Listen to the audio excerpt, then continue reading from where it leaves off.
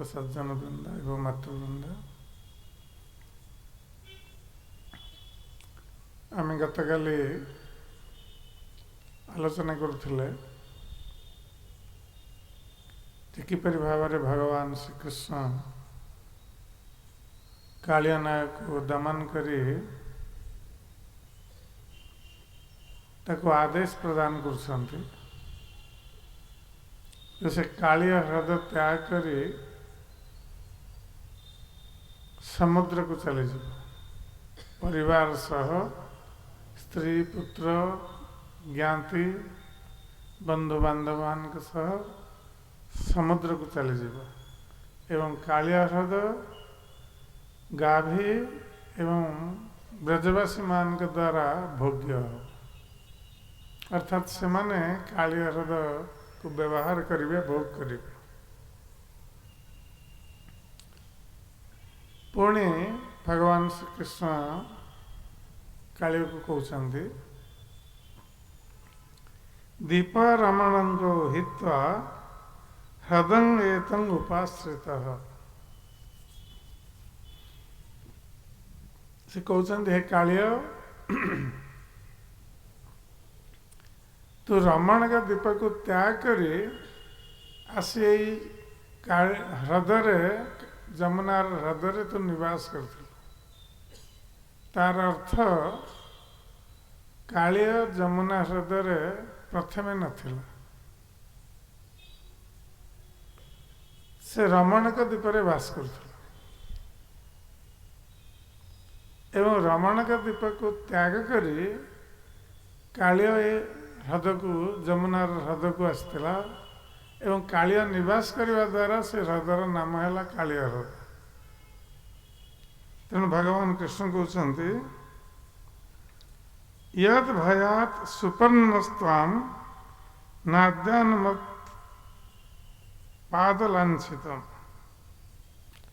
भगवान तार कारण कहते कालिया कहीं आसला रमण का दीप त्याग कर गरुड़ंकर भୟରେ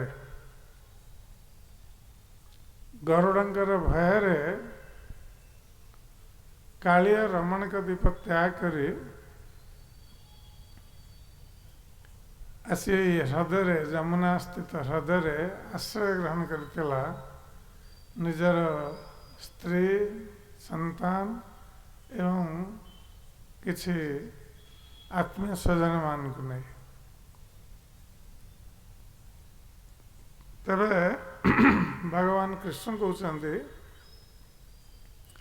जे वर्तमान तू सही रमण का दीप को फेरी जीव जो रमण का दीप समुद्र रे अवस्थित समुद्र तार चतुर्पार्श्व रही तेणु तू सही रमण का दीप को फेरी जीव एवं सेठारे तू जो भय हेतु रमण का दीप त्याग कर एठाक आसीलु अर्थात गरुड़ंकर भय हेतु कालिया रमण का दीप त्याग कर आसी जमुनार ये हृदय आश्रय ग्रहण करथिला तेणु भगवान कृष्ण आश्वासन दे कालिया को कहते जे वर्तमान तू जिते रमण का दीप जीवु कारण कालिया भाविव जे मु जो भय रमण का दीप त्याग कर एठाक आसी गरुड़ंकर भय मु पुणी भगवान आदेश दौरान मु फेरी जीवी पुणी से दीप को ताहले सेठारे गरुड़ंक आक्रमण शिकार है तेणु हे तो कालिया एक कथा मनरे भाभी पारे से भगवान आश्वासन दे कहते जे तू जो भय जो गरुड़ंक भय तू रमण का दीप त्याग कर एठाक आसलु वर्तमान तू जो पुनः से रमण का दीप को फेरी जीवु सेते गरुड़ तो ऊपर आक्रमण करेंगे ना कहीं भगवान कृष्ण कहते वर्तमान तोर मस्तक मोर जो पाद चिन्ह अंकित है ଯେତେବେଳେ ଗରୁଡ଼ ତୋର ଫଣାରେ ମୋର ପାଦ ଚିହ୍ନକୁ ଦର୍ଶନ କରିବେ ସେତେବେଳେ ତୋତେ ଆଉ ସେ ଆକ୍ରମଣ କରିବେ ନାହିଁ। ସେତେବେଳେ ଭାବିବେ ତୁ ବର୍ତ୍ତମାନ ମୋର ଭକ୍ତ ହେଇଯାଇଛୁ, ତା ନହେଲେ ମୋର ପାଦ ଚିହ୍ନ ତୋର ମସ୍ତକରେ ବା ଫଣାରେ କିପରି ଅଙ୍କିତ। ତେଣୁ ଗରୁଡ଼ ବୁଝିଯିବେ ସେ ଆଉ ତୋତେ ଆକ୍ରମଣ କରିବେ ନାହିଁ। ତେଣୁ ତୁ ନିର୍ଭୟରେ ରମଣୀକ ଦ୍ୱୀପରେ ନିବାସ କର। ତେଣୁ ଯେତେବେଳେ ପରୀକ୍ଷିତ ମହାରାଜ ଏକଥା ଶ୍ରବଣ କଲେ, କାରଣ ଶୁକଦେବ ଗୋସ୍ୱାମୀ ଏହି ଘଟଣାର ବର୍ଣ୍ଣନା କରୁଛନ୍ତି ଗଙ୍ଗା ତଟରେ ପରୀକ୍ଷିତ ମହାରାଜଙ୍କ ସମ୍ମୁଖରେ ଭଗବାନ କୃଷ୍ଣଙ୍କର ଲୀଳା। ତେଣୁ ସଙ୍ଗେ ସଙ୍ଗେ ପରୀକ୍ଷିତ ମହାରାଜଙ୍କ ମନରେ ପ୍ରଶ୍ନର ଉଦୟ ହେଲା। ତେଣୁ ପରୀକ୍ଷିତ ମହାରାଜ ପ୍ରଶ୍ନ କଲେ ଶ୍ରୀ ଶୁକଦେବ ଗୋସ୍ୱାମୀଙ୍କୁ ଯେ ଏଇ କାଳିଅ କାହିଁକି ଗରୁଡ଼ଙ୍କ ଆକ୍ରମଣର ଶିକାର ହେଇଥିଲା? କାହିଁକି ଗରୁଡ଼ କାଳିଅକୁ ଆକ୍ରମଣ କରିଥିଲେ, ଯାହାଙ୍କର ଭୟରେ ଗରୁଡ଼ ରମଣଙ୍କ ଦ୍ୱୀପ ତ୍ୟାଗ କରି ଏଇ ଯମୁନାର ଏଇ ହ୍ରଦରେ ଆସି ନିବାସ କରୁଥିଲେ? ତେଣୁ ତାର କାରଣ କ'ଣ? ତେଣୁ ଯେତେବେଳେ ଶୁକଦେବ ଗୋସ୍ୱାମୀ ମହାରାଜ ପରୀକ୍ଷିତଙ୍କ ଠାରୁ ଏପରି ପ୍ରଶ୍ନ ଶ୍ରବଣ କଲେ, ତେଣୁ ଶୁକଦେବ ଗୋସ୍ୱାମୀ କହୁଛନ୍ତି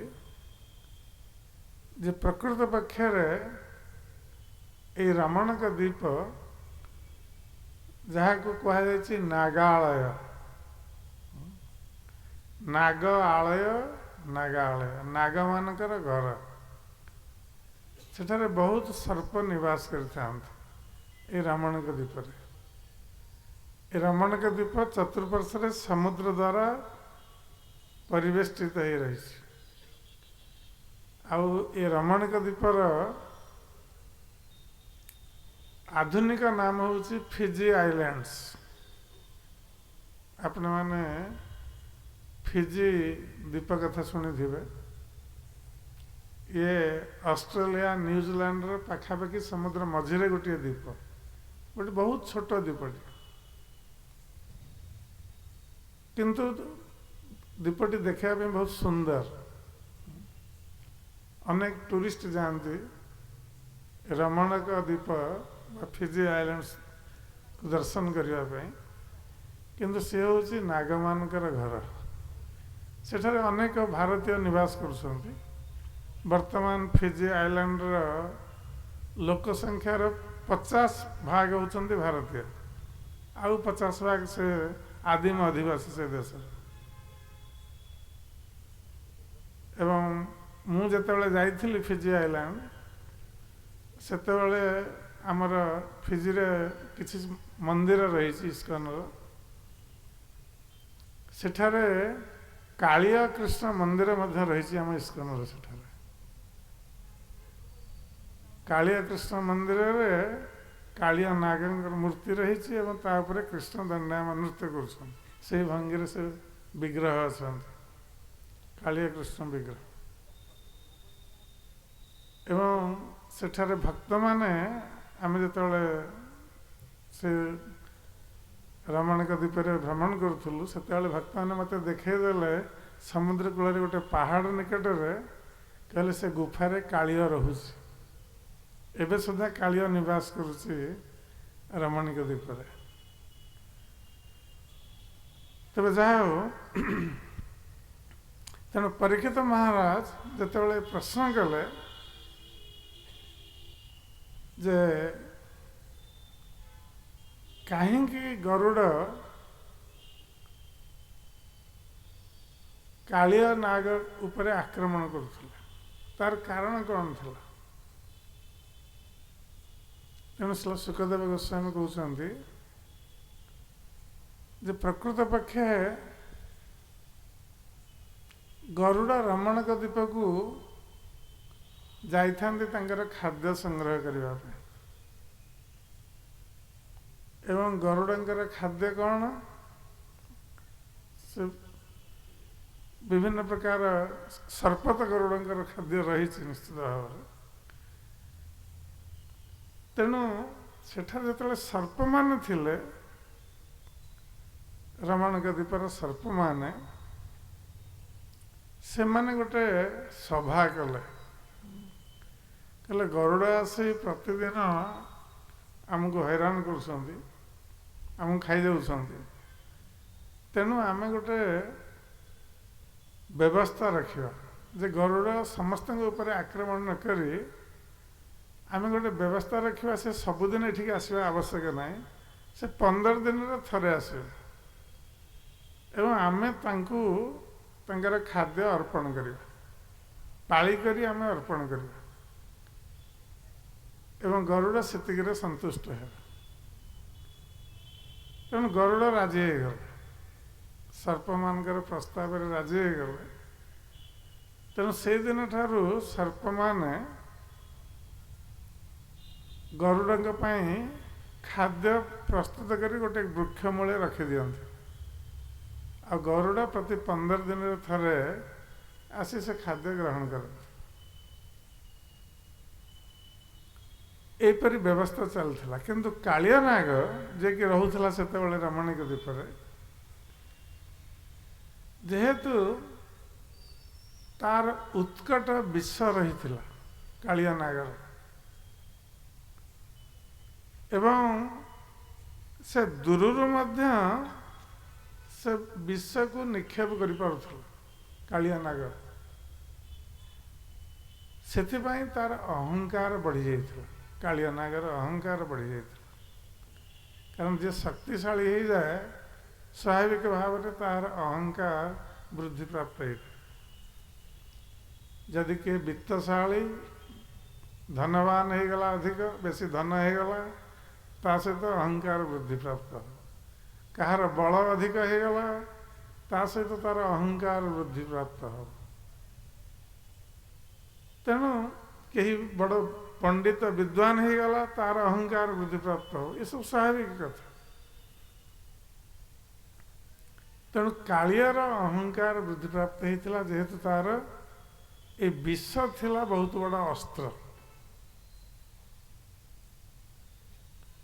कालियार विषरे कहीं जीवित रही पार नथिले उत्कट विष थिला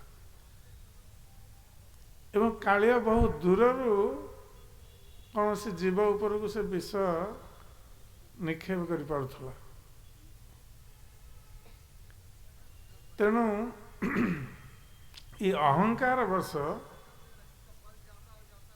कालिया यही प्रस्ताव रे राजी है जो साप माने सर्प माने गरुड़ सहित जो व्यवस्था करते समस्ते पाली करी गरुड़ को खाद्य अर्पण करेंगे कालिया से प्रस्ताव रे राजी है सी भाविला जे गरुड़ मोर कौन कर मुझे शक्तिशाली मु गरुड़ को मोर विष ज्वाल नष्ट करदे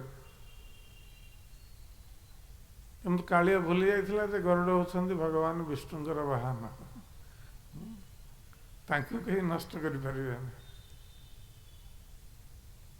तबे कालिया अहंकार वशवर्ती तार बुद्धि भ्रष्ट हो गला व्यक्तिर जो अहंकार वृद्धि प्राप्त हुए ता बुद्धि ठीक भाव में काम कर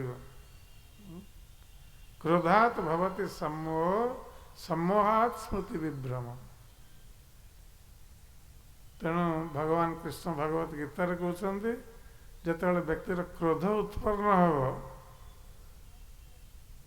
ताहले तार क्रोध सहित मोह भी उत्पन्न हो से मोहित हो तार बुद्धि ठीक भाव में काम कर तेणु मोहवश से जेकोसी भूल काम कर तेणु अनेक समय आम देखू कौन व्यक्ति अत्यधिक क्रोधान्वित हेले से आ निज बसरे रही न था केतले कौन करदब से जान न पछरे हुए तो से अनुताप कर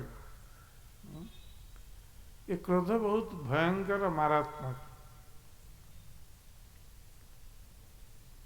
तेणु कालिय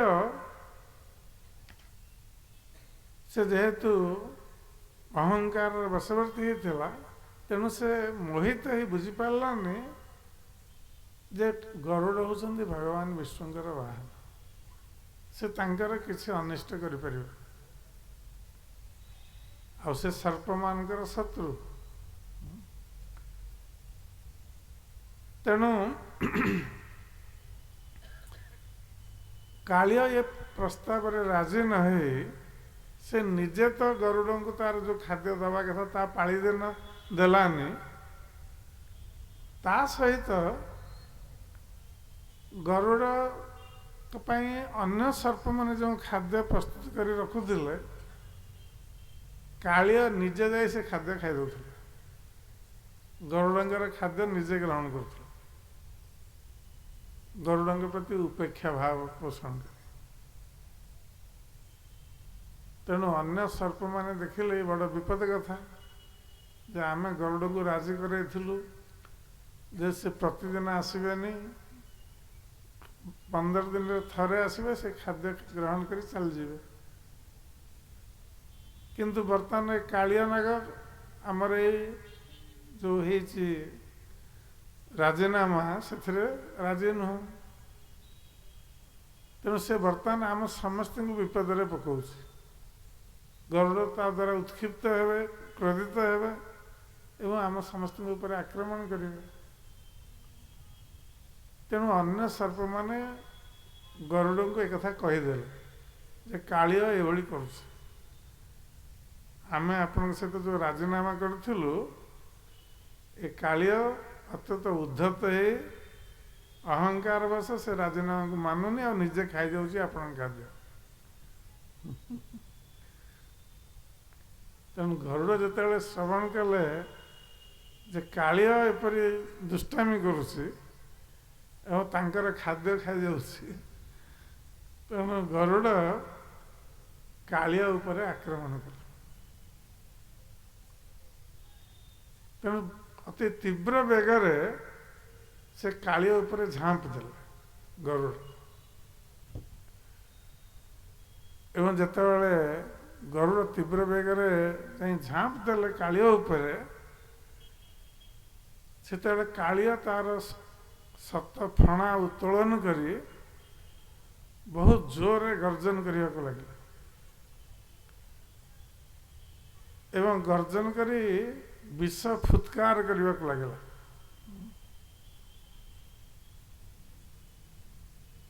एवं गरुड़ को कामुड़ा चेष्टा कर दंशन करने चेष्टा कर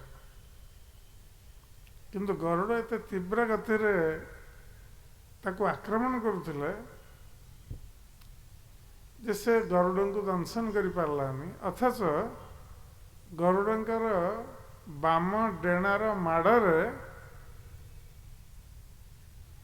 कालिया अत्यंत क्षत विक्षत होगा तेणु से कालिया बर्तमान भयभीत होगा गरुड़ंकर आक्रमण तेणु से देखला जे गरुड़ को बर्तमान सामना करने संभवपर गरुड़ंकर पक्ष आघात कालिया माने मृत प्राय तेणु से चिंता कला जे बर्तमान मत स्थान त्याग करने को कारण गरुड़ मत आठे रखेदेनि मत निश्चित भाव में मृत्यु मुखे पतित करे मत बध कर तेणु कालिया बर्तमान चिंता कला से केउठा को जीव से तार किसी आत्मीय स्वजन मान श्रवण करथिला जे कालिंदी नदी जमुना नदीर गोटे ह्रद रही जहाँकि अत्यंत गभीर आम श्रवण करुले कालिंदी ह्रद 1 योजन विस्तृत 8 माइल लंबा विराट ह्रद आ बहुत गभीर ह्रद तेणु कालिया स्थिर कला से ह्रदे रहा मोपाई ठीक हम किंतु गरुड़ जेकोसी स्थान को जापरिबे तेणु कालिया जोठार गरुड़ जाए आक्रमण करें किंतु जमुनार ये ह्रद कालिया पाई निरापद थिला एइथिपाई जे कालिया श्रवण करथिला जे गरुड़ जमुनार ये ह्रद निकट को जापरिबे तेणु तापाई ये ह्रद निरापद सेठारे निवास करवा तापाई निरापद तेबे गरुड़ से ह्रद को जाई न जीवार कारण कौन ना तार गोटे इतिहास रही जे गरुड़ पूर्वर जाऊले से ह्रद जमुनार से ह्रद को जाऊले एवं सेठी माछ खाऊले ह्रद तेबे से ह्रदर जल भितर सौभरी मुनि तपस्या करुले सौभरी मुनि भाविले जे बाहर तपस्या कले अनेक प्रकार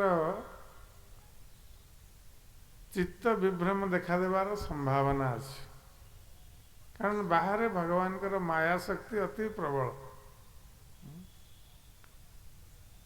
तुम सबरी मुनि भाविले मु स्थल भागरे बसी तपस्या कले केतबेले माया द्वारा प्रभावित हो तार किसी ठिकाना नहीं तेणु सबरी मुनि भाविले मोर एकांत स्थान दरकार जोठारे मु मायार दर्शन करी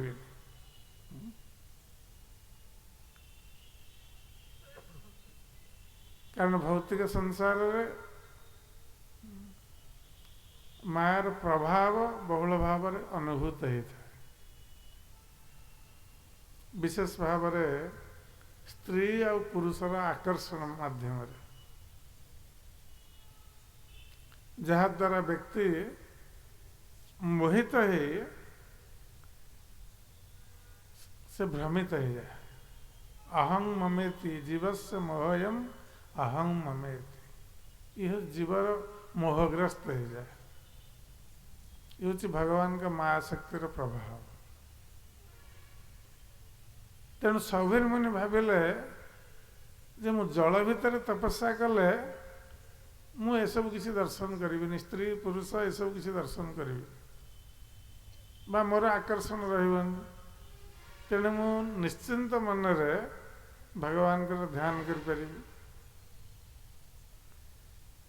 तेणु से जोग शक्ति बल से बहुत तपस्या करी जोग शक्ति को प्राप्त होते सौभरी मुनि तेणु से जल मध्य पशि जल भितर से तपस्या कर किंतु से बाहर स्त्री पुरुषर आकर्षण को देखिबेनी से जल भितर को गले तपस्या करने किंतु जल भितर अनेक प्रकार जलजंतु भी रोते तेणु विशेष भाव माछ माने से ह्रदे रोते तेणु सौभरी मुनि तपस्या करू देखिले जे दुईटी माछ जल भितर मैथुन क्रिया कर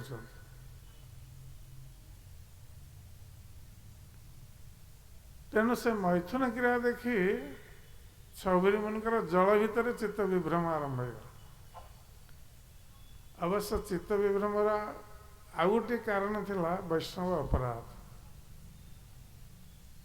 कारण थारे गरुड़ जिते से ह्रद को जाइथिले एवं गोटे माछ मानकर जे मुख्य थिला गरुड़ ताकू खाइबा को जाउथिले सौभरी मुनि गरुड़ को मना कले कारण सौभरी मुनि जल मध्य तपस्या करी से भावुले जे मु ये जल तपस्या करुच्ची आ जलर जो माने अधिवासी जीवजंतु अछंती एमाने सब मोर परिचित एवं आपणार लोक तेणु सेमानकर मंगल करवा उपकार करवा मोर कर्तव्य एक कथा चिंता करी सबरी मुनि देखिले जिते गरुड़ से मुख्य माछ मानकर जे मुख्य ताको खाइबा को बसुची अन्य माछ माने सब विकल रे क्रंदन करुछंती तेणु सबरी मुनि सब माछ मानकर व्याकुलता देखि पारलेनी तेणु तांको प्रति कृपा परवश होई से गरुड़ को आदेश देले जे तुमे माछ को खाओ ना तुम ताको छाड़ी कर चली जाओ किंतु गरुड़ सबरी मुनिकर आदेश मानवा तांके पक्षरे आवश्यक नथिला से तांकर खाद्य खाउछंती आ सबरी मुनि मना करुछंती तेणु से तांका आदेश न माने से माछटी को भक्षण कले तेणु सबरी मुनि क्रोधित हो गला जिते गरुड़ तांकर आदेश मानलेनी सबरी मुनि क्रोधित हो गला क्रोधित ही अभिशाप देले गरुड़ अभिशाप देले जे तुम्हें जदि आउ केबे ए स्थान को आसी कौन से माछ भक्षण कर ताहले संगे संगे तुम्हारा मृत्यु हो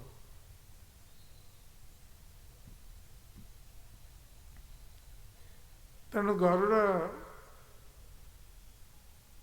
से स्थान को आउ ता परठारु गलेन जेहेतु सबरी मुनि अभिशाप देथिले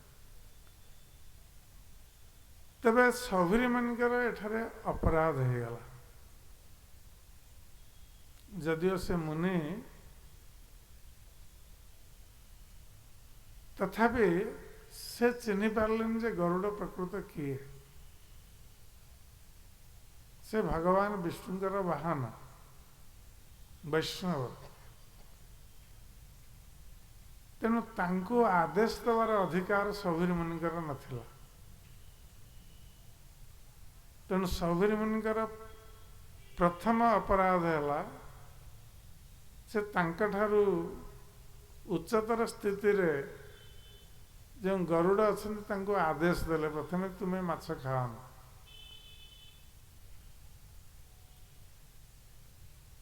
एवं द्वितीय अपराध है तांको से अभिशाप देले तेणु वैष्णव अपराध हो गला सबरी मुनिकर आ विभिन्न शास्त्र रे कहा जायछि जे वैष्णव अपराध ये बहुत भयंकर मत्त हस्ती सदृश जपरी गोटे सुंदर बगीचा अच्छी आ गोटे मतुआला हाथी से बगीचा भितर प्रवेश कर तो मत हस्ती बगीचा मध्य प्रवेश कले से बगीचार अवस्था कौन हम से सब ध्वस्त विध्वस्त करद ठीक सहीपरी ये वैष्णव अपराध व्यक्तिर आध्यात्मिक उन्नति को ध्वस्त विध्वस्त कर दिए जदि कौन सी वैष्णव के चरण रे भगवान के भक्त चरण रे कहार अपराध हो जाए ताहले तार आध्यात्मिक जीवन ध्वस्त विध्वस्त हो खाली आध्यात्मिक जीवन न भौतिक जीवन मध्य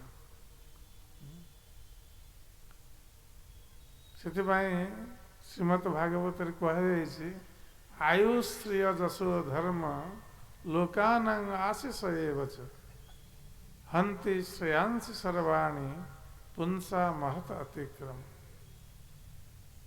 जितेबाला व्यक्ति कौन सी महान वैष्णव भक्तर अतिक्रमण करे अर्थात अपमानित करे चरण रे अपराध करे सेतेबेले कौन हुए व्यक्तिर आयु नष्ट हो जाए व्यक्तिर संपत्ति नष्ट हो जाए तार जस नष्ट हो जाए एवं धर्म मध्य नष्ट हो जाए और जहाँ सब आशीर्वाद से प्राप्त होता है सबकि नष्ट हो जाए। ये हूँ वैष्णव अपराधर फल। आउ ये वैष्णव अपराध को भगवान मध्य क्षमा करती ना। आपण मैंने जानिथिबे किपरि अम्बरीश महाराज कि भगवान कर परम भक्त थे। से 24 घंटा भगवान कर सेवारे नियुक्त रहते। जदिओ से समग्र पृथ्वीर सम्राट थिले किंतु तांकर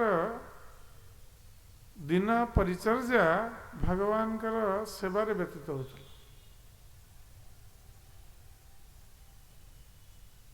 तांकर अन्य कौन से राजा राज्य उपर आक्रमण करिवो राज्यर किपरि सुरक्षा करिबा से चिंता तांकर नथिला। काहेकि जेहेतु से संपूर्ण भाव में कृष्ण शरणागत भगवान के ऊपर छाड़ देते सब किसी।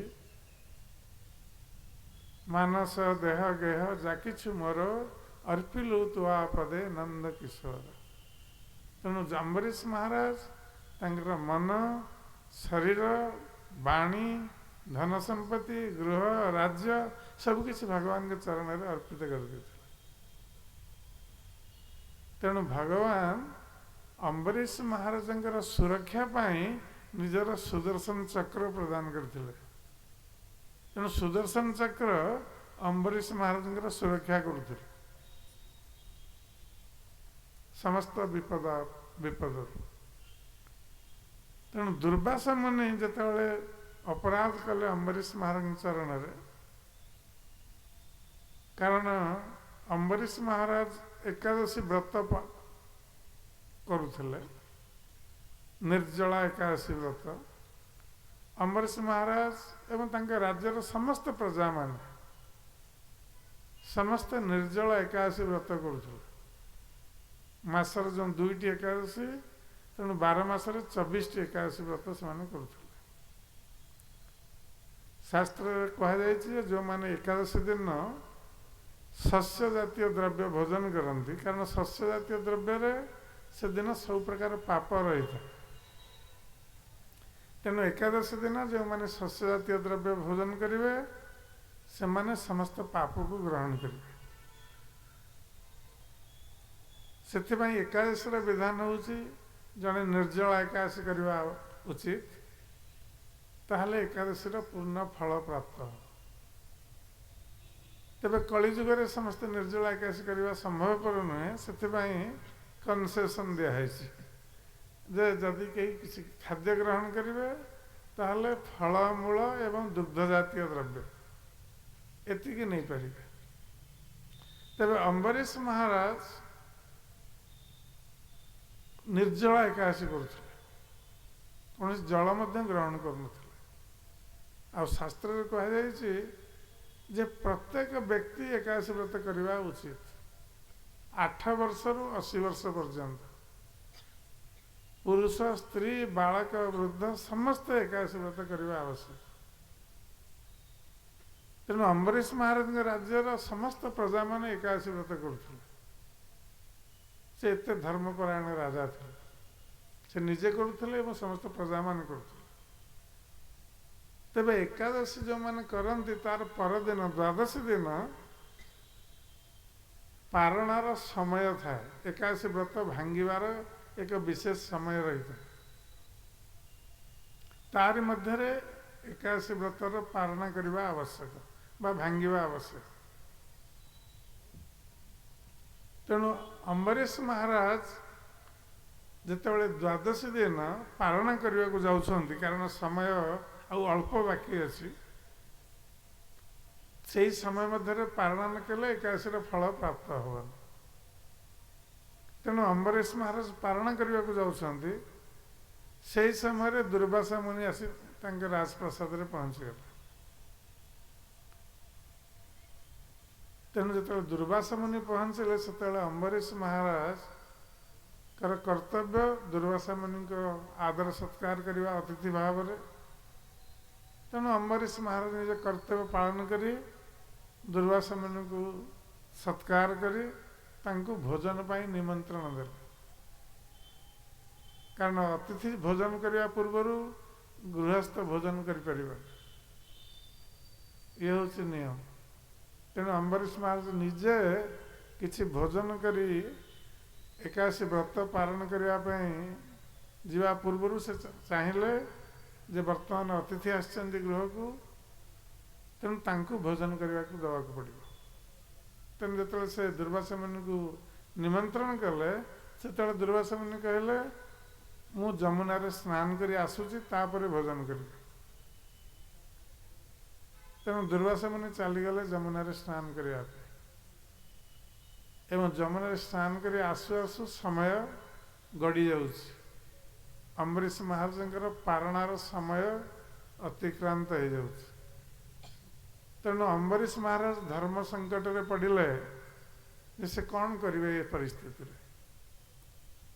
जदि से पारण न करुछन्ति ताहले एकादशी तंगर विफल हो गला। आ जदि पारण करुछन्ति ताहले अतिथि सत्कार रे तंकर व्यतिक्रम हो जाए। तेणु ये विषम परिस्थिति रे पड़ी अम्बरीश महाराज तंकर राजसभार ब्राह्मण मान सहित परामर्श कले जे ये परिस्थिति रे मोर कौन कर्तव्य आपण माने मते कहतु। तेणु ब्राह्मण माने चिंता करी कहले जे ए परिस्थिति रे आपण तो खाद्य ग्रहण कर परिबेनी जेहेतु अतिथि पर्यंत खाद्य ग्रहण करना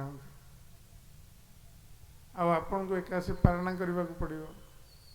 जेहेतु आपण निर्जल एकादशी करछन्ति तेणु आपण जदि जलपान करती ताहले अतिकम एकादशी भंग हो ता द्वारा आउ जलपान टाकू खाद्य बोली ग्रहण करा जाए। तेणु अतिथि सत्कार में बाधा उत्पन्न हेनी। तेणु अम्बरीश महाराज टिके जलपान करदे एकादशी पारण करने। दुर्वासा मुनि महान जोगी जमुना रे स्नान करने समय जापारे अम्बरीश महाराज जल पी सारे। तेणु जमुना क्रोधित ही दुर्वासा मुनि आसुचंती अम्बरीश महाराज ऊपर आसी अम्बरीश महाराज कहते तुमर बहुत अहंकार वृद्धि प्राप्त हो जाए। तुम्हें अतिथि सत्कार न करी तुम्हें खाद्य ग्रहण कर तेणु मु तुमको नष्ट करदेवी। तेणु जोग शक्ति प्रभाव देखले दुर्वासा मुनि से गोटे मस्तकर बाल को छिंडे तले मारले से गोटे विराट असुर उत्पन्न हो जो असुर की अम्बरीश महाराज को गिली जावाई चेष्टा कला भस्मीभूत करदेवाई चेष्टा कला किंतु अम्बरीश महाराज भयभीत हेले से असुर को देखी से जो छिड़ा होते से छिड़ा ही रहे। तेणु जो से असुर आसूची अम्बरीश महाराज आड़ को से संगे संगे भगवान सुदर्शन चक्र तंकर प्रभाव विस्तार करी कारण सुदर्शन महाज्वाल सूर्य कोटि समप्रभ ये सुदर्शन चक्र भगवान से बहुत उत्ताप बाहर कहीं ना एक साथ जपरी 7 कोटि सूर्य जदि उदय से उत्ताप बाहर सुदर्शन चक्र से उत्ताप बाहर सुदर्शन चक्र निज तेजरे से असुर को भस्मीभूत करदे एवं दुर्वासा मुनि को भस्मीभूत करने आड़ को अग्रसर है। दुर्वासा मुनि जो देखिले सुदर्शन आड़ को आसुचंती तेणु प्राण रक्षा से दौड़ा को आरंभ कले दुर्वासा मुनि सुदर्शन तंकर पश्चात धावन कर दुर्वासा मुनि जो आड़े जाउछन्ति स्वर्ग मर्त्य पाताल जो आड़े जाउछन्ति सुदर्शन तंकर पश्चात धावन कर ତେଣୁ ଦୁର୍ବାସ ମୁନି ବ୍ରହ୍ମାଙ୍କ ନିକଟରେ ପହଞ୍ଚିଲେ, ତାଙ୍କୁ ଅନୁରୋଧ କଲେ ମୋତେ ସୁଦର୍ଶନ କବଳ ରକ୍ଷା କର। ବ୍ରହ୍ମା କହିଲେ ମୋର ସେ ଶକ୍ତି ନାହିଁ, ଇଏ ବିଷ୍ଣୁ ଚକ୍ର, ତେଣୁ ମୋର ସେ ଶକ୍ତି ନାହିଁ, ମୁଁ ସୁଦର୍ଶନ କବଳ ତୁମକୁ ରକ୍ଷା କରିପାରିବି। ତାପରେ ଦୁର୍ବାସା ମୁନି ଗଲେ ଶିବଙ୍କ ନିକଟକୁ, ଶିବଙ୍କୁ ପ୍ରାର୍ଥନା କଲେ ମୋତେ ରକ୍ଷା କରନ୍ତୁ ସୁଦର୍ଶନ କବଳରୁ। ଶିବଜୀ କହିଲେ ମୋର ମଧ୍ୟ ସେ ଶକ୍ତି ନାହିଁ ସୁଦର୍ଶନ କବଳରୁ ତୁମକୁ ରକ୍ଷା କରିବା ପାଇଁ, ଏ ବିଷ୍ଣୁ ଚକ୍ର, ତେଣୁ ଭଗବାନ ବିଷ୍ଣୁଙ୍କ ବ୍ୟତୀତ ତୁମକୁ କେହି ରକ୍ଷା କରିପାରିବେନି। ତେଣୁ ଶେଷରେ ବାଧ୍ୟ ହେଇ ଦୁର୍ବାସ ମୁନି ଭଗବାନ ବିଷ୍ଣୁଙ୍କ ନିକଟକୁ ଗଲେ।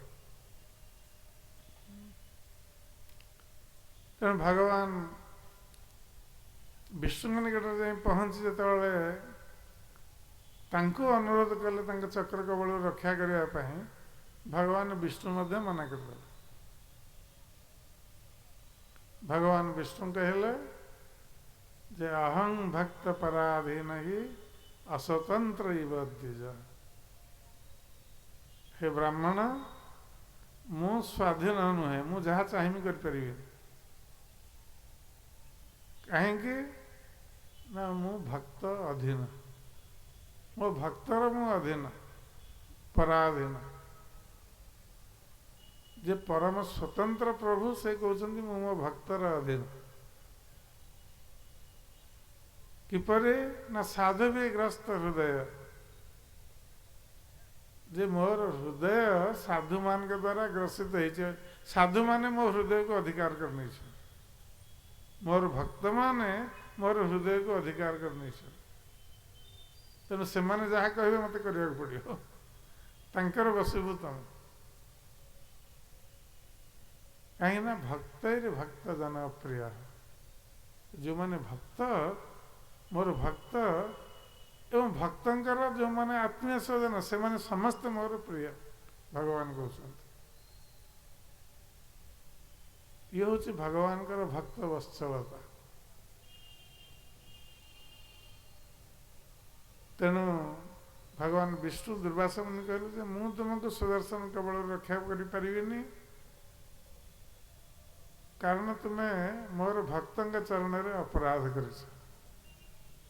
ମୋର ଭକ୍ତ ଅମ୍ବରୀଶ, ତାଙ୍କ ଚରଣରେ ତୁମେ ଅପରାଧ କରିଛ, ତେଣୁ ମୁଁ ତୁମକୁ କ୍ଷମା ପ୍ରଦାନ କରିପାରିବି ବା ସୁଦର୍ଶନ କବଳରୁ ରକ୍ଷା କରିପାରିବି।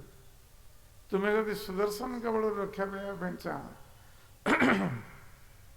ତାହେଲେ ତୁମେ ସେଇ ଅମ୍ବରୀଶ ମହାରାଜଙ୍କ ନିକଟକୁ ଯାଅ, ସେ ଯଦି ତୁମକୁ କ୍ଷମା କରିଦେବେ ତାହେଲେ ସୁଦର୍ଶନ ତୁମକୁ ତ୍ୟାଗ କରିପାରନ୍ତି।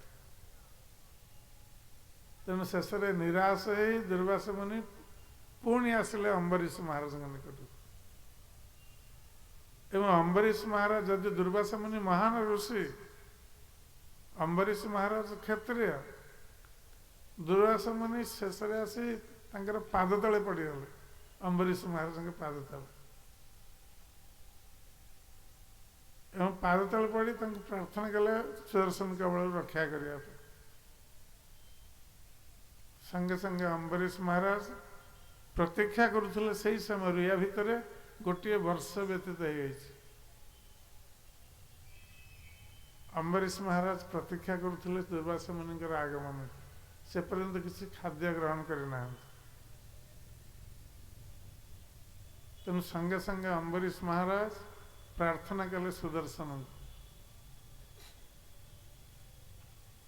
ଦୁର୍ବାସ ମୁନିଙ୍କୁ କ୍ଷମା କରିଦେବା ପାଇଁ। ତାପରେ ସୁଦର୍ଶନ ଶାନ୍ତ ହେଲେ ଏବଂ ଦୁର୍ବାସ ମୁନିଙ୍କର ପ୍ରାଣ ରକ୍ଷା ହେଲା। ତେଣୁ ବୈଷ୍ଣବ ଅପରାଧ ଏତେ ଗର୍ହିତ, ଭୟଙ୍କର, ଭଗବାନ ମଧ୍ୟ ସେପରି ବ୍ୟକ୍ତିକୁ କ୍ଷମା ପ୍ରଦାନ କରନ୍ତି ନାହିଁ, ଯେଉଁମାନେ ଭଗବାନଙ୍କର ଭକ୍ତଙ୍କ ଚରଣରେ ଅପରାଧ କରନ୍ତି। ତେଣୁ ଏ କ୍ଷେତ୍ରରେ ସୌଧୁରୀ ମୁନି ସେ ଅପରାଧ କରିଦେଲେ ଗରୁଡ଼ଙ୍କ ଚରଣରେ, ତାଙ୍କୁ ଅଭିଶାପ ଦେଇଦେଲେ, ତାଙ୍କୁ ଆଦେଶ ଦେଲେ। ତେଣୁ ଗୋଟିକ ପରେ ଗୋଟିଏ ଅପରାଧ କରି ଚାଲିଲେ, ଆଉ ଯାହାର ପରିଣାମ ହେଲା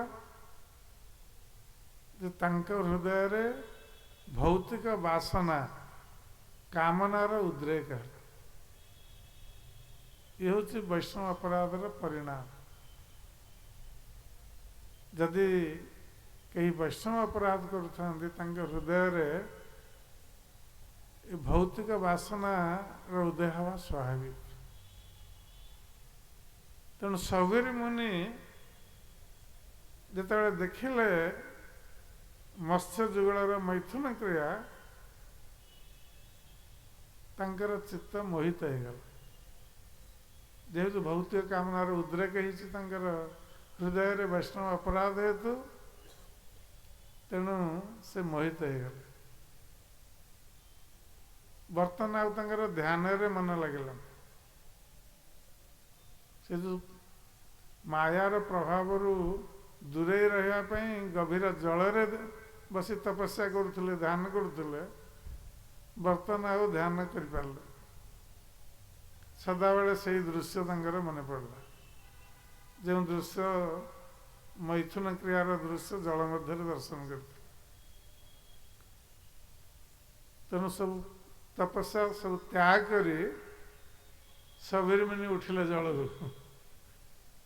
जलरू उठी सीधा चलिले मथुरार राजा निकट। कारण जमुना जल सबरी मुनि तपस्या करुले।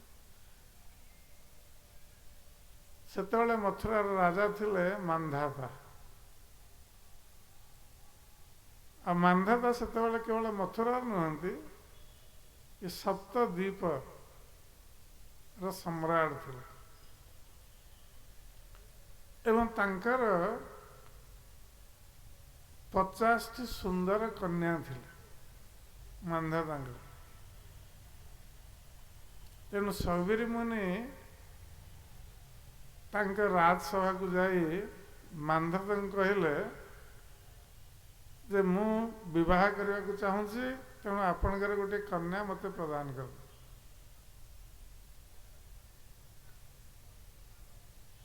मांधाता देखिले सौगरी मुनि को जैसे वृद्ध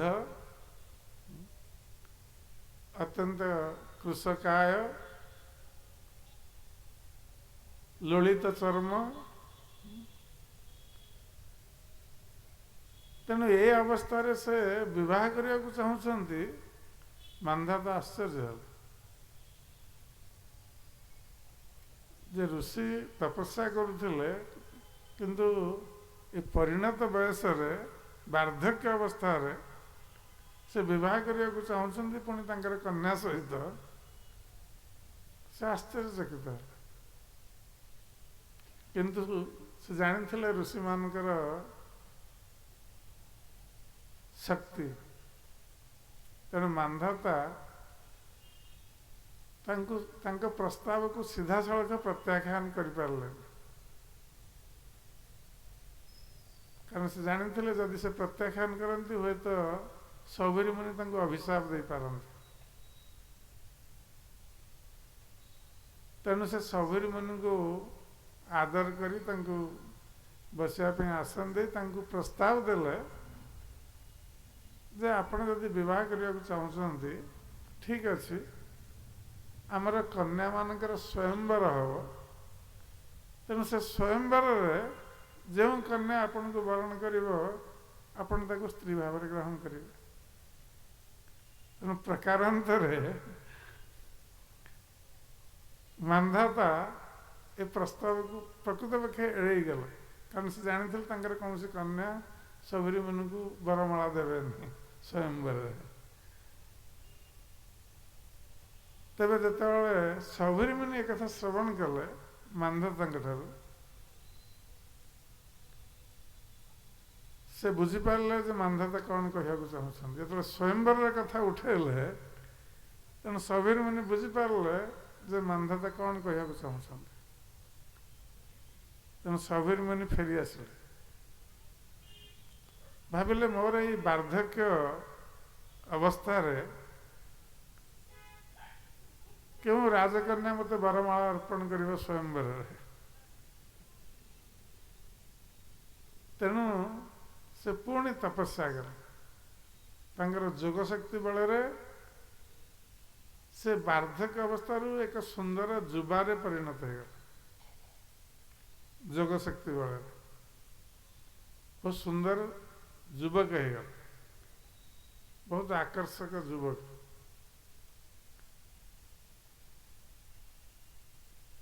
सुंदर आकर्षक युवक ही जिते बड़े पुणी आउ थे गले मानधर राजप्रसाद को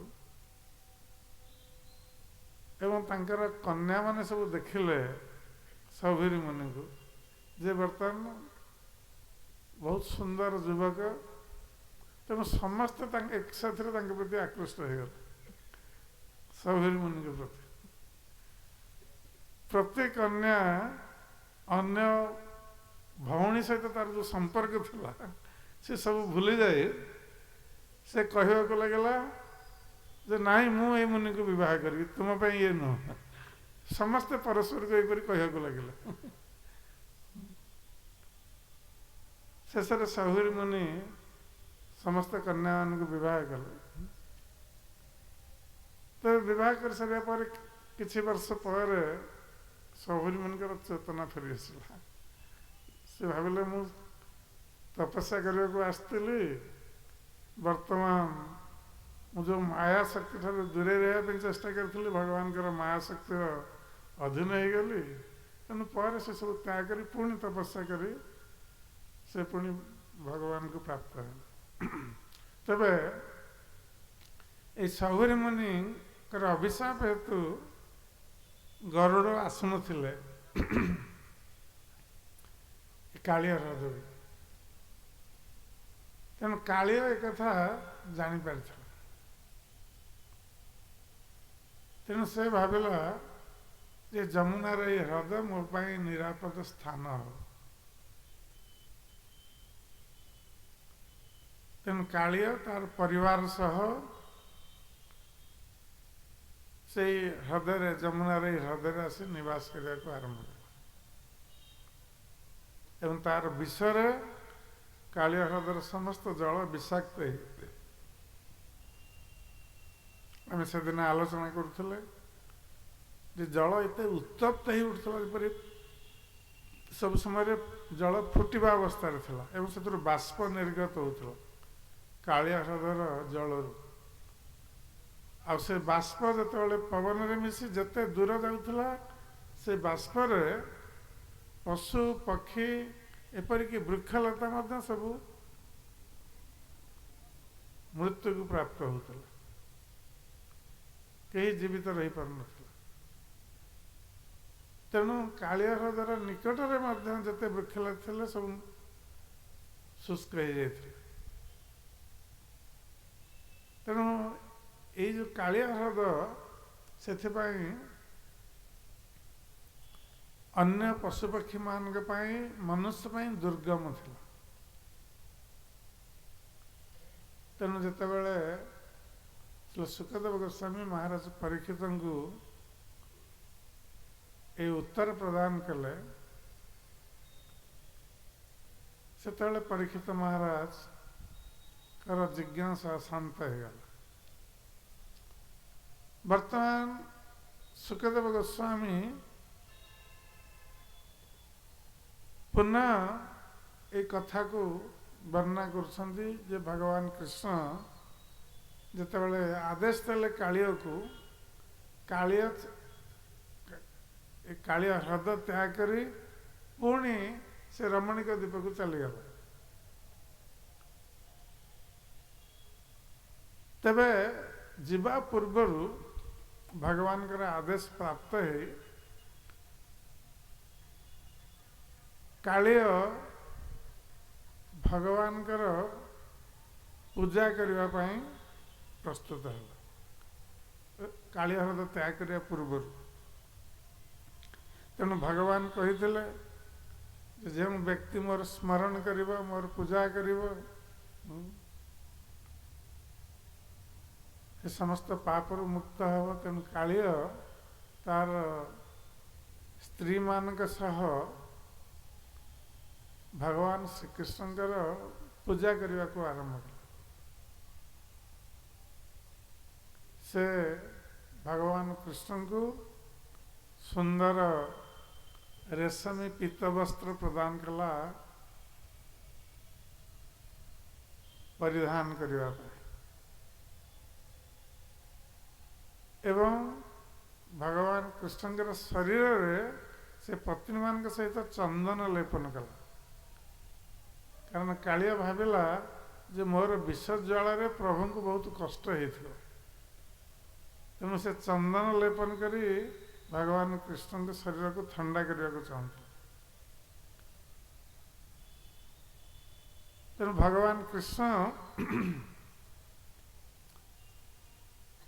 कालियार ये अर्चना को ग्रहण कले एवं ता सहित कालिया भगवान को दिव्य अलंकार मानकर सब भूषित करे विभिन्न प्रकार मणि मुक्ता रत्न जटित जिते सब अलंकार स्वर्ण अलंकार ये सब भगवान को शरीर रे से परिधान करे गलारे सुंदर माला एवं बाहुरे बाजुबंद बक्ष देश कंठ देश कौस्तुभमणि मस्तक मुकुट एपरी भाव से भगवान को सजेला एवं गोटे सुंदर कमल पुष्पर हार भगवान के गलारे अर्पण कला कालिया तेबे एठारे प्रश्न उठे जे कालिया कौस्तुभमणि को किपरि प्राप्त है कौस्तुभमणि भगवान कंठ देश सब समय थाए भगवान कृष्ण आविर्भाव ठारू कौस्तुभमणि कंठ देश थिला पुणी कालिया कौस्तुभमणि किपरि अर्पण कला भगवान कारण भगवान कृष्ण जिते कालिया सहित युद्ध करुले कारण कालिया चेष्टा करुला भगवान को तांके शरीर में गुड़े दे तांको परास्त करिवो तेणु भगवान कृष्ण कालिया सहित जपरी मल्ल योद्धा माने युद्ध करती सेपरी भगवान कृष्ण ता सहित युद्ध करुले जल एवं ता भितर भगवान कृष्णकर बेकर कौस्तुभमणि खसी जाता एवं प्रकृत पक्षे से भगवान माया शक्ति प्रभाव से कौस्तुभमणि खसी जाई कालिया नागर जो भंडार थिला रत्न भंडार से रत्न भंडार जाई पहुंची जाता एवं कालियार पत्नी माने जानी पारलेनी जे कौस्तुभमणि कोठु आसला से भाविले आम रत्न भंडार रे मणि अछि तेणु से माने पुनः अर्पण कले भगवान कृष्ण तबे भगवान कृष्ण यहीपरि भाव कालिया नाग एवं पत्नी मान द्वारा अर्चित ही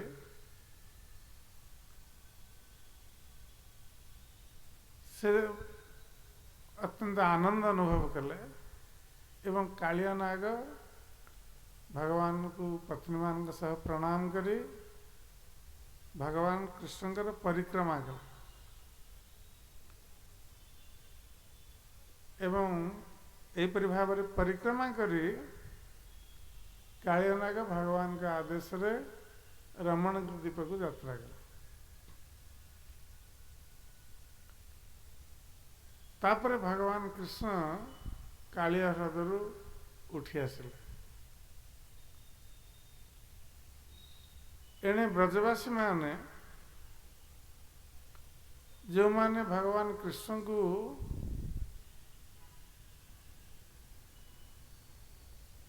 कालिया नागर कबल पड़ी देखी से एवं कालिया ह्रद जल बसी प्राण विसर्जन करने को जाउथिले एवं बलराम सेमानकु बाधा देइथिले, तांको निवारण करथिले।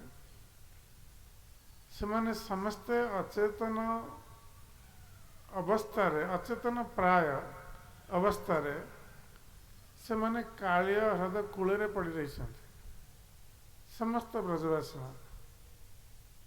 नंद महाराज, माता जशोदा, रोहिणी माने समस्ते। तबे बलराम सेमानकु आश्वस्त करूथिले, कारण बलराम जानिथिले कृष्णଙ୍କର शक्ति। तेणु बलराम केवल सेमानकु जीवित रखिथिले। तेबे जेतेबेले भगवान कृष्ण कालिय को विदा करी आसिले, संगे संगे कालिय ह्रदर जल पूर्वपरी अत्यंत निर्मल होगला, विषमुक्त होगला, निर्मल एवं मधुर होगला भगवान इच्छा। तेणु भगवान जितेबाला कूल को आसिले, सेतेबाला समस्त ब्रजवासी माने एक साथी रे भगवान कृष्ण को कोलाग्रत करने जेपरी तांकर प्राण फेरी आसी, तेणु भगवान कृष्ण को कोलाग्रत करने समस्ते उठी आसिले एक साथ। एवं भगवान कृष्णकर जो सखा माने, गोपाल बालक सखा माने जो माने प्रथम रू आसी कालिय ह्रद निकट में थिले, पछरे ब्रजवासी माने सब आसथिले, सेमाने समस्ते आग जाई भगवान कृष्ण को कोलाग्रत कर। तापरे माता जशोदा अत्यंत उत्कंठित अवस्था रे कृष्ण को कोलाग्रत करने दौड़ी आसुछन्ति। एवं मातृस्थानीय गोपीगण रोहिणी देवी सह से माने माता जशोदांकर अति निकट में अछन्ति। एवं नंद महाराज पछरे रही जाइछन्ति, नंद महाराज पछरे अन्य गोप माने सब रही। तेणु नंद महाराज देखिले आगरे स्त्री लोक मैंने अच्छा, किंतु नंद महाराज अत्यंत व्याकुल थे कृष्ण। तेणु से समस्त स्त्री लोक मान भितर पशि रास्ता बाहर कर से कृष्ण निकट को चलीगले एवं भगवान कृष्ण को आलिंगन कले। एवं नंद महाराज कृष्ण को आलिंगन करी लोतक वर्षण करुछन्ति,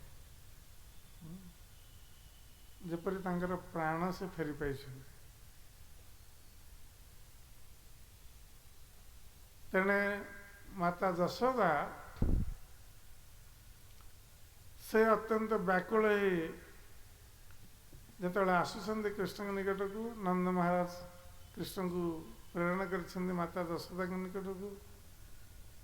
तेणु माता जशोदा कृष्ण को निज कोल को नहीं जाइछन्ति एवं कोଳରେ बसई से बारंबार आलिंगन करुछन्ति एवं लोतक वर्षण करुछन्ति कृष्ण। एपरि भाव माता जशोदा सहित अन्य मातृस्थानीय गोपीगण रोहिणी देवी आदि समस्ते गोटी गोटी कर कृष्ण को कोलाग्रत करुछन्ति। तबे बलराम से कृष्ण को कोलाग्रत करी बलराम स्मित हास्य कर, कारण बलराम जानी कृष्णकर विक्रम। तेणु बलराम कृष्ण को कोलाग्रत करी प्रकृत पक्षे उठे नहीं ऊपर कोल धरी कृष्ण को ऊपर को उठे नहीं मुख को बारंबार चाही रही बलराम, कारण बलराम चिंता करुछन्ति जे कालिया सहित युद्ध करी कृष्णकर कौन से अंग क्षत विक्षत होनी तो एवं देखुंत कृष्णकर कौन से अंग क्षत विक्षत होनी, बलराम आश्वस्त होउछन्ति। जदिओ से जानी कृष्णଙ୍କର शक्ति ସେଥିପାଇଁ ସେ ବ୍ୟସ୍ତ ନଥିଲେ, ଅନ୍ୟମାନଙ୍କୁ ଆଶ୍ୱସ୍ତ କରୁଥିଲେ। ତେଣୁ ଏହିପରି ଭାବରେ ବ୍ରଜବାସୀମାନଙ୍କ ସହିତ ଭଗବାନ କୃଷ୍ଣଙ୍କର ମିଳନ ହେଇଛି। ଏବଂ ଏ ଘଟଣା ସାରା ଦିନ ଚାଲି ଯାଇଛି। ଏ ଘଟଣାରେ କାରଣ ଗୋପାଳ ବାଳକ ମାନେ ଗୋଚାରଣ କରିବା ପାଇଁ ସେଦିନ ସକାଳୁ ବାହାରି ଆସିଥିଲେ। ଆଉ ଯେତେବେଳେ ଭଗବାନ କୃଷ୍ଣ କାଳିଅ ଦମନ କରି କାଳିଅ ହ୍ରଦରୁ ଉଠିଲେ ସେତେବେଳକୁ ସନ୍ଧ୍ୟା ହେଇଗଲା। ଏ ସାରା ଦିନ ଏସବୁ କାର୍ଯ୍ୟକ୍ରମ ଚାଲିଛି, କାଳିଅ ଦମନ ଲୀଳା। ତେଣୁ ସବୁ ବ୍ରଜବାସୀ ମାନେ ଭାବିଲେ ଯେ ବର୍ତ୍ତମାନ ସନ୍ଧ୍ୟା ହେଇଗଲାଣି, ଆଉ ଆମର ଗ୍ରାମକୁ ଯିବା ପାଇଁ ବର୍ତ୍ତମାନ ଅନ୍ଧାର ହେଲାଣି, ଆଉ ସମସ୍ତ ବ୍ରଜବାସୀ ମାନେ ଚାଲି ଆସିଛନ୍ତି ଯମୁନା କୂଳକୁ। ପୁରୁଷ, ସ୍ତ୍ରୀ, ବାଳକ, ବୃଦ୍ଧ। ତେଣୁ ସେମାନେ ଭାବିଲେ ଆମେ ଆଉ ରାତିରେ ଅନ୍ଧକାରରେ ଆଉ ନ ଯାଇ ଆମେ ଏଇ ଯମୁନା କୂଳରେ ଆଜି ରାତିରେ ବିଶ୍ରାମ କରିବା, କାଲି ସକାଳୁ ପୁଣି ଆମେ ଯିବା ଗୃହକୁ। ତେଣୁ କାଳିଅ ହ୍ରଦର କିଛି ଦୂରରେ ଯମୁନା କୂଳରେ ସମସ୍ତ ବ୍ରଜବାସୀ ମାନେ ଗାଭୀମାନଙ୍କ ସହ ସେମାନେ ସବୁ ରାତିରେ ବିଶ୍ରାମ କଲେ। ଏବଂ ଯେହେତୁ ଦିନ ସାରା ସେମାନେ କିଛି ଖାଦ୍ୟ ଗ୍ରହଣ କରିନାହାନ୍ତି, କେହି ଖାଦ୍ୟ ଗ୍ରହଣ କରିନାହାନ୍ତି ବା ଜଳ ମଧ୍ୟ ଗ୍ରହଣ କରିନାହାନ୍ତି, ସମସ୍ତେ କ୍ଷୁଧାର୍ଥ ଏବଂ ତୃଷାର୍ଥ। କିନ୍ତୁ ସେମାନେ ସବୁ ଭୁଲି ଯାଇଥିଲେ କୃଷ୍ଣଙ୍କର ବିରହରେ। ତେବେ ବର୍ତ୍ତମାନ କୃଷ୍ଣ ଯେତେବେଳେ ଫେରି ଆସିଛନ୍ତି, ସ୍ୱାଭାବିକ ଭାବରେ କ୍ଷୁଧା ଓ ତୃଷ୍ଣା ବୃଦ୍ଧି ପାଇବା ସ୍ୱାଭାବିକ। ତେବେ ସେମାନେ ସବୁ ସେଠାରେ ବିଶ୍ରାମ କଲେ, ଯେହେତୁ ଆଉ କିଛି ଖାଇବାକୁ ନଥିଲା। ତେଣୁ ଶୀଘ୍ର ସେମାନେ ଶୋଇଯାଇଛନ୍ତି। ରାତି ଅଧରେ, ଯେହେତୁ ଗ୍ରୀଷ୍ମ ଦିନ ସମୟ ଥିଲା, ଅର୍ଦ୍ଧରାତ୍ରିରେ ସେ ବନରେ ଅଗ୍ନି ସଂଯୋଗ ହେଇଯାଇଛି, ନିଆଁ ଲାଗିଯାଇଛି। ଆଉ ସେ ବନର ଅଗ୍ନି ଅତି ପ୍ରବଳ ବେଗରେ ଜଳି ଉଠି ସେ ଚତୁର୍ଦିଗରେ ପରିବ୍ୟାପ୍ତ ହେଉଛି। ଏବଂ ବ୍ରଜବାସୀ ମାନେ ଯେଉଁମାନେ ଯମୁନା କୂଳରେ ଶୟନ କରିଛନ୍ତି, ସେମାନଙ୍କୁ ତିନି ଦିଗରୁ ସେ ଅଗ୍ନି ଘେରିଗଲାଣି। ଏବଂ ଯେତେବେଳେ ଅଗ୍ନିର ଉତ୍ତାପ ଲାଗିଲା ତାଙ୍କ ଶରୀରକୁ, ସେମାନଙ୍କର ନିଦ୍ରା ଭଙ୍ଗ ହେଲା। ତେଣୁ ବ୍ରଜବାସୀ ମାନେ ଯେତେବେଳେ ଉଠିଲେ, ଦେଖିଲେ ଯେ ତିନି ଦିଗରେ ବନର ଅଗ୍ନି, ଆଉ ଏଥିରୁ ସେମାନେ ଉଦ୍ଧାର ପାଇପାରିବେ। ତେଣୁ ସେମାନେ ସମସ୍ତେ ଭଗବାନ କୃଷ୍ଣଙ୍କର ଶରଣ ଗ୍ରହଣ କଲେ। ଅନ୍ୟ କୌଣସି ଉପାୟ ନ ଦେଖି ସେମାନେ କୃଷ୍ଣଙ୍କର ଶରଣ ଗ୍ରହଣ କଲେ। କାରଣ ଗର୍ଗାଚାର୍ଯ୍ୟ ଗର୍ଗମୁନି ଯେତେବେଳେ ଆସିଥିଲେ କୃଷ୍ଣଙ୍କର ନାମକରଣ କରିବା ପାଇଁ, ସେତେବେଳେ ନନ୍ଦ ମହାରାଜଙ୍କୁ କହିଥିଲେ, ତୁମର ଏ ପୁତ୍ର ନାରାୟଣ ସମ। ଇଏ କହିନଥିଲେ ଇଏ ସ୍ୱୟଂ ଆଦି ନାରାୟଣ। ସେ କହିଥିଲେ ନାରାୟଣଙ୍କ ପରି ଇଏ ଅମିତ ବିକ୍ରମଶାଳୀ ହେବେ, ଆଉ ତୁମ ବ୍ରଜବାସୀ ମାନଙ୍କୁ ଅନେକ ବିପଦରୁ ରକ୍ଷା କରିବେ। ଏ ଗର୍ଗମୁନି ଆଗୁଆ କହିସାରିଥିଲେ କୃଷ୍ଣଙ୍କର ନାମକରଣ ସମୟରୁ, ପିଲାଦିନ। ତେଣୁ ବ୍ରଜବାସୀ ମାନେ ଏ ବିପଦରେ ପଡ଼ି ସେମାନେ କୃଷ୍ଣଙ୍କର ଶରଣାଗତ ହେଲେ ଏବଂ କୃଷ୍ଣଙ୍କୁ ରକ୍ଷା କରିବା ପାଇଁ ଅନୁରୋଧ କଲେ। କାରଣ ଏ ପରିସ୍ଥିତିରେ ସେମାନଙ୍କର ଆଉ କିଛି ଉପାୟ ନଥିଲା। ତେଣୁ ଭଗବାନ କୃଷ୍ଣ संगे संगे निजर साहारिका शक्तिर प्रयोग कले कारण भगवान अनंत शक्ति रही परास शक्ति विविध व श्रूयते स्वाभाविकी ज्ञान बल क्रिया भगवान अनंत शक्ति रही तेणु से अनंत शक्ति मान के भीतर गोटे अच्छी साहारिका शक्ति जो भगवान जिते पृथ्वी को नष्ट सृष्टि को संहार करने को चाहती से शक्तिर प्रयोग करते साहारिका शक्तिर प्रयोग करते तेणु सृष्टिर ध्वंस लीला अनुष्ठित हुए पुणी जिते सृष्टि आरंभ करने इच्छा करते क्रियाशक्ति को उपयोग करते तेणु सृष्टि आरंभ हुए तेणु भगवान इच्छा मात्र ये सब संगठित हुए भगवान किसी करने को पड़े भगवान केवल इच्छा करेंगे जे सृष्टि हो ध्वंस हो से भगवान अन्य नाम हूँ सत्य संकल्प से जहाँ मनरे संकल्प आसला संगे संगे ताहा सत्य परिणत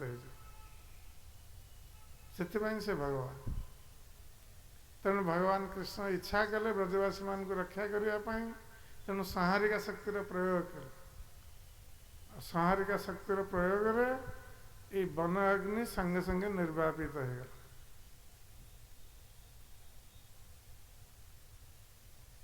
तेणु ब्रजवासी मान रक्षा है तेबे कहीं कहीं आचार्य कहते जे जो वन अग्नि प्रज्वलित होता हे तो कंसर कहीं अनुचर जानीपारी जे समस्त ब्रजवासी माने गोटे स्थान रही यही समय समस्त को एक साथ बध कर से वन में अग्नि संयोग कर कारण कंस सब से सुजोगर प्रतीक्षा करुला कृष्ण बलराम को बध करने तेणु विभिन्न असुर मान को प्रेरण करुला तेणु कृष्ण बलराम सहित समस्त ब्रजवासी मान बधर सुजोग एठारे उपस्थित होता तेणु बनर अग्नि द्वारा से ध्वंस करने ये एक योजना था तेज जहाँ हो भगवान कृष्ण समस्त ब्रजवासी मान को एपरी भाव में रक्षा कले एवं ता पर दिन सकाळु समस्त ब्रजवासी माने निज निजर गृह को प्रत्यावर्तन कले भगवान कृष्ण के सहित तेबे आज आमर समय हो आज आम भगवान लीला को ये विश्राम दवा पुणी आगामी काली भगवान कृष्ण आगामी लीला मान श्रवण करवा हरे कृष्ण।